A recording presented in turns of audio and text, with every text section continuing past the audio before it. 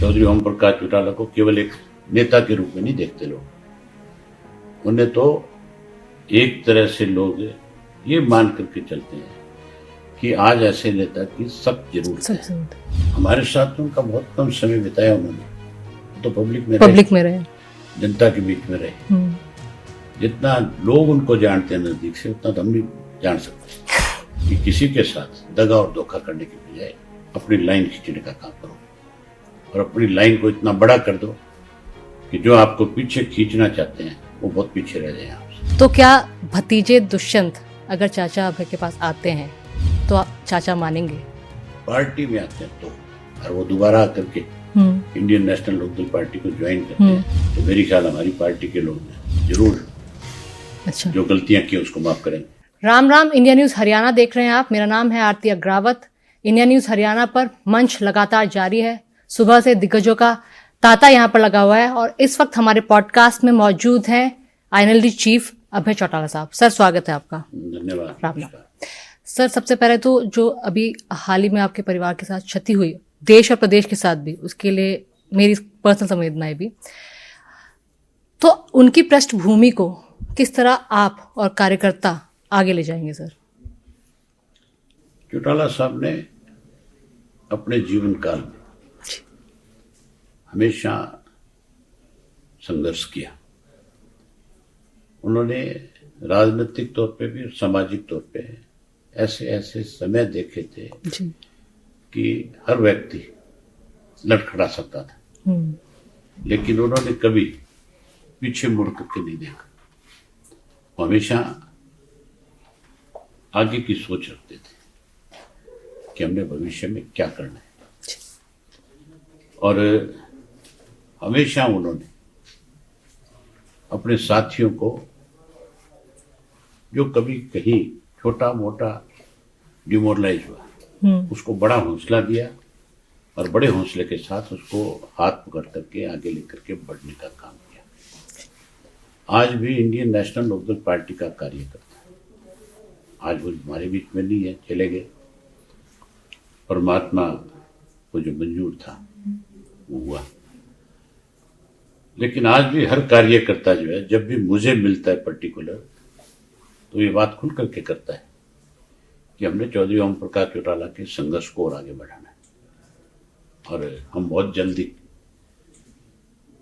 अपने संगठन का गठन भी करेंगे और दोबारा नए सिरे से उसी तरह संघर्ष की राह अपना करके हरियाणा के लोगों की जो आज अनदेखी हो रही है उसके लिए न केवल हम उस आवाज को उठाने का काम करेंगे, उसके लिए अगर हमें किसी भी तरह के कड़े कदम भी उठाने पड़े तो उससे भी पीछे नहीं हटेंगे। हमने पहले भी हमेशा चौधरी देवीलाल जी की नीतियों को आगे बढ़ाया। अब उनकी नीतियों को चौधरी ओम प्रकाश चौटाला के संघर्ष को दोनों को लेकर के बढ़ेंगे। सर, मुझे नहीं मालूम आप लोगों ने देखा है कि नहीं देखा, जब ओम प्रकाश चौटाला साहब का निधन हुआ तब सोशल मीडिया पे बड़े तो उनके बारे में जानते ही हैं, लेकिन युवाओं ने और जो छोटे बच्चे हैं, 18 साल से कम उनके बच्चे हैं, उन्होंने भी उनके बारे में बहुत ज़्यादा सर्च किया और बहुत ज़्यादा वायरल वो कंटेंट रहा। मतलब उस समय ओम प्रकाश चौटाला साहब के शुरुआत से उनके जब वो एक केस हो गया था, जब उनको देवीलाल चौटाला साहब ने घर में आने की एंट्री भी नहीं दी थी, तमाम बातें, हर चीज़ सर्च की गई और लोगों ने, बच्चों ने भी जुड़ाव महसूस किया। ये उनका ऑरा रहा है। वो हमेशा लोगों के बीच में रहे। उन्होंने हमेशा युवा पीढ़ी को पीठ थपथपाई और उनसे कहा कि हमारा समय तो बीत जाएगा, लेकिन आप में से जो नौजवान बच्चे हैं, जो पढ़े लिखे हैं, उनकी एक जिम्मेवारी है कि इस देश को किस तरह से बचाना है। आज किस तरह से देश को राजनीतिक तौर पे कमजोर किया जा रहा है, किस तरह से कि राजनीति आज देश में हो रही है, आपको उसके बारे में चिंता करनी पड़ेगी। उन्होंने ये बातें छोटे छोटे बच्चों से लेकर के अपनी उम्र तक के लोगों के बीच में बैठ करके करी। उसी का नतीजा है कि आज चौधरी ओम प्रकाश चौटाला को केवल एक नेता के रूप में नहीं देखते लोग। उन्हें तो एक तरह से लोग ये मान करके चलते हैं कि आज ऐसे नेता की सख्त जरूरत है। जन नेता के तौर पर उन्हें जननेता देखा। के तौर पे आज उनको देखा जा रहा है। वो तो अपने आप में एक गाथा है, बुक्स है, जिसको जितना पढ़ो, जितना आप उनके बारे में जानो, उतना थोड़ा है। आपने तो उनको अभी मुझे बहुत सारे लोग मिले जिन्होंने कहा कि हम चौटाला साहब के ऊपर कुछ लिखना चाहते हैं, बुक्स लिखना चाहते हैं। तो मैंने उनसे कहा कि भाई आप जो मेरे से उनके बारे में जानकारी लेना चाहोगे मैं आपको दे दूंगा। वो कहने की जरूरत नहीं है आपसे, कहे इतने लोग हैं उनके बारे में बताने वाले, और उनके बारे में आज इतना सब कुछ हमारे सामने है कि अगर लिखना शुरू करेंगे तो 1,000 पेज की बुक्स लिखी जाएगी, छोटी मोटी नहीं। सर, और पढ़ने लिखने के वो खुद शौकीन थे। मैं शौकीन थे, तभी आप देखो जेल में रहते हुए उन्होंने 10वीं की परीक्षा दी, और उस उम्र में दी, उस उम्र में दी। 10वीं की नहीं, उन्होंने 12th तक की पढ़ाई पूरी करी, जेल में रहते हुए 12th तक की जेल में पढ़ाई। रहते हुए। तो आपने खुद इतना करीब रहते हुए बच्चों ने, पोतों ने, उनकी क्या एक सीख है जो आगे ले जा रहे हैं आप लोग? हमारे साथ तो उनका बहुत कम समय बिताया उन्होंने, वो तो पब्लिक में रहे, जनता के बीच में रहे। जितना लोग उनको जानते हैं नजदीक से, उतना तो हम नहीं जान सकते, क्योंकि हमें तो कभी महीने में, 2 महीने में, कोई 1 दिन 2 दिन मिलते थे, बड़ी मुश्किल से। बाकी समय उन्होंने लोगों के बीच में रह करके संघर्ष के साथ आगे बढ़ने का काम किया। हमने उनसे ये चीज सीखी कि अगर आप कुछ करना चाहते हो तो फिर आप ये मान के चलो कि किसी के साथ दगा और धोखा करने की बजाय अपनी लाइन खींचने का काम करो, और अपनी लाइन को इतना बड़ा कर दो कि जो आपको पीछे खींचना चाहते हैं वो बहुत पीछे रह जाए आपसे। एक पर्सनल सवाल कि जब कोई पिता पब्लिक डोमेन में होता है तो वो बच्चे उनसे कितना, जैसे आपने कहा हम तो मिल भी नहीं पाते थे, 1 दिन महीने में 1 बार ऐसा मौका मिलता था। हम तो घर में भी जब आ जाते थे तो आने के बाद उनसे मिलने का समय मुश्किल से, खाने का जब समय होता था उनका तब मिलता था। बाकी टाइम भी वो फिर अपने साथियों के साथ बैठ करके विचार विमर्श करते थे। अगर सत्ता में थे तो फिर रात के 12-12, 1-1 बजे तक बैठ करके फाइलों का निपटारा करते थे, और भविष्य में हमने क्या करना है, अगले कल क्या करना है, उसके बारे में चिंता करते थे। एक पिता और बेटे के तौर पे कमी महसूस नहीं होती कि मैं और भी ज्यादा टाइम स्पेंड करना चाहिए? जो काम वो कर रहे थे हम उसको देख करके बड़े संतुष्ट थे। सर, एक राजनीतिक परिवार यूपी में है, मुलायम सिंह का परिवार। वहां पर भी चाचा भतीजे में खटपट हुई शिवपाल और अखिलेश के बीच में, लेकिन शिवपाल ने आकर अपने भतीजे से हाथ मिला लिया। हरियाणा में भी उससे ज्यादा दम रखने वाला एक परिवार है। तो क्या भतीजे दुष्यंत अगर चाचा अभय के पास आते हैं तो चाचा मानेंगे? पार्टी में आते हैं तो हाँ, पार्टी में वो पार्टी छोड़ करके गए थे। अगर वो अपनी गलतियां कहीं खड़े होकर के महसूस करते हैं और वो दोबारा आकर के इंडियन नेशनल लोकदल पार्टी को ज्वाइन करते हैं तो मेरी ख्याल हमारी पार्टी के लोग जरूर अच्छा जो गलतियां की उसको माफ करेंगे। लेकिन मैंने जब यही सवाल, ऐसा ही कुछ मिलता जुलता सवाल अर्जुन से पूछा तो अर्जुन ने बोला कि ये कभी भी नहीं हो सकता। नहीं, मैंने ये कहा है कि पार्टी में आ सकते हैं। हाँ, पार्टी के लिए, मैं परिवार के लिए नहीं, विचारधारा के लिए, पार्टी के लिए। अब अर्जुन जी ने उसके लिए भी मना किया। हाँ, तो ठीक किया होगा। हाँ, वो नौजवान है, उसकी सोच अलग है। हाँ, तो विचारधारा उन्होंने कहा कि उनकी एकदम अलग हो चुकी है, तो ऐसी विचारधारा से हम कैसे मिल सकते हैं, उनका कहना है। चलो, वो उसकी सोच है जो उसने कहा है।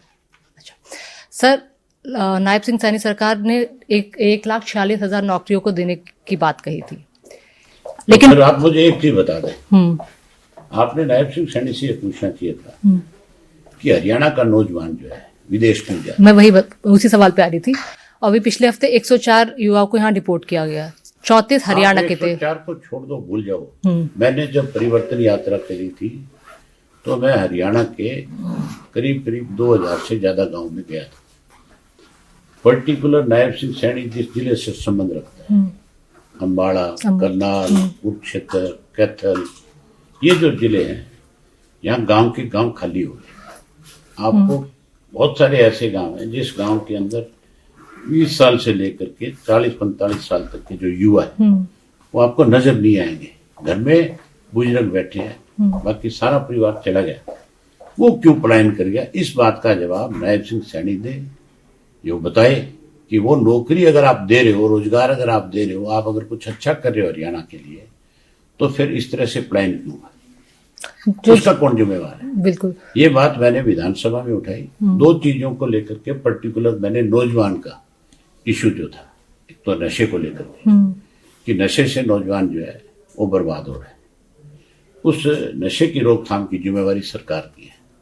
सरकार ने हर बारी आश्वासन दिया, हर बारी ये कहा कि हमने अलग से इसके लिए पुलिस का गठन कर दिया, हम अलग से जिले बना रहे हैं, लेकिन एक कदम भी आगे नहीं बढ़े। बढ़ने की बजाय नशा बेचने वाले लोगों को प्रोटेक्ट करने का काम किया। मैंने सबूत दिए कि आपकी पार्टी के प्रदेश के अध्यक्ष जो मौजूदा एमएलए था, विधानसभा मेरे साथ बैठा हुआ था, मैंने उसके फोटो दिखाए कि ये नशा बेचने वाले जो कारोबार करने वाले लोग हैं, जिनके पुलिस ने जिनके खिलाफ FIR लॉन्च करी है, ये इनकी गाड़ियों में घूमते हैं, ये इनकी फूल मालाएं डालते हैं, एक दूसरे को माला डालते हुए फोटो थी। मैंने इस इशू को जहाँ रेज किया वहां इसको भी किया था कि परिवर्तन यात्रा के दौरान मैंने देखा था कि गांव के गांव खाली हो गए। मैंने कहा इसके लिए कौन जिम्मेवार है, कहाँ रोजगार है, कहाँ नौकरी है, क्यों झूठ बोल रहे हो, क्यों बिना मतलब हाउस का समय बर्बाद करते हो, लोगों को गुमराह कर रहे हो। आज भी वही हालत है, कोई नौकरी नहीं। वो बता दे, वो कहता है 1,48,000 नौकरियां दी, श्वेत पत्र जारी करेगा, सिर्फ ये कहे क्यों? ले बताओ कौन से डिपार्टमेंट में किस किस पोस्ट के ऊपर कितने लोगों को लगाए, उसमें हरियाणा के कितने लोग हैं वो भी बता दें। बिल्कुल, जो चीजें पहले पंजाब में थी, पंजाब में नशा और वहाँ के युवा जाया करते थे, बट वो अब हरियाणा में भी होने लगा है। हरियाणा से भी कई युवा जाते हैं और इलीगल तरीके से। इसको बढ़ाया गया सरकार की तरफ से। अच्छा, हाँ, ये कहना गलत है कि हरियाणा में नशा आया। नशा कौन लेकर के आया, इसके लिए कौन जिम्मेवार है? इसके लिए सरकार ही जिम्मेवार है, कोई और नहीं है। अगर कोई दूसरा अपोजिशन का आदमी लेकर के आएगा तो सरकार पट के अंदर नहीं दे देगी उसको बदनाम करने के लिए सरकार पता नहीं क्या क्या काम करेगी फिर।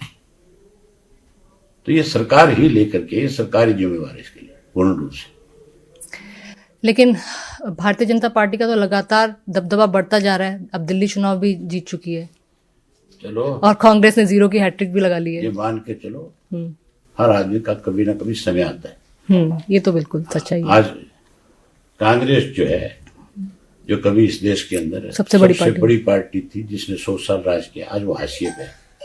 आने वाले समय में कोई और लोग भी राजनीतिक तौर का, अब ये मान के चलो कि हर घर में पैदा होने वाला बच्चा खेती करने वाला सारी उम्र खेती नहीं करेगा। वो IAS भी बनेगा, वो राजनेता भी बनेगा, वो बिजनेसमैन भी बनेगा। बहुत सारे चेंजेस आएंगे, ये चेंजेस हैं, होने भी चाहिए, जरूरी है। कितने दिन भाजपा अच्छा करेगी, लोग पसंद करेंगे, जिस दिन भाजपा कोई गलत करेगी उस दिन सत्ता से बाहर कर दें। लेकिन जैसे अरविंद केजरीवाल तो दावा किया करते थे कि इस जन्म में तो प्रधानमंत्री नरेंद्र मोदी। दावा तो दुनिया करती है, दावे सारे सच थोड़े हुआ करते हैं। क्या आप भी ये मान के चलती हो कि आपने सारी उम्र ये काम करना है? बस, तो फिर हर आदमी की अलग सोच है। ठीक है सर, बिल्कुल हर आदमी की अलग सोच है। अभी निकाय चुनाव आने वाले हैं, उसको लेकर बीइंग रीजनल पार्टी आप लोगों की क्या तैयारी है, किस तरह के मुद्दे रहेंगे? हरियाणा की मीटिंग रखी है। अच्छा, कल डिसाइड करेंगे, कल डिसाइड हम चुनाव लड़ेंगे। ओके, लेकिन कल हम अपने साथियों के साथ बैठ करके विचार विमर्श करेंगे, उसके बाद तय करेंगे। केंद्र सरकार ने अभी जो बजट लाया उसकी बहुत तारीफें की कि ये आम आदमी का बजट है, 12 साल से सालाना आय वाले लोगों के लिए टैक्स फ्री कर दिया गया, बहुत अच्छा बजट इसको बताया गया। फिर उसके बाद नायब सैनी PC करके भी बोला कि हरियाणा को आत्मनिर्भर बनाने का बजट है। अभी हरियाणा का भी बजट सत्र शुरू होने वाला है, तो सिर्फ कर्जा है। अच्छा, इसके सिवाय कुछ भी नहीं है। अच्छा, हमारी कहावत है, घी पियो कर्जा लो, कर्जा लो घी पियो।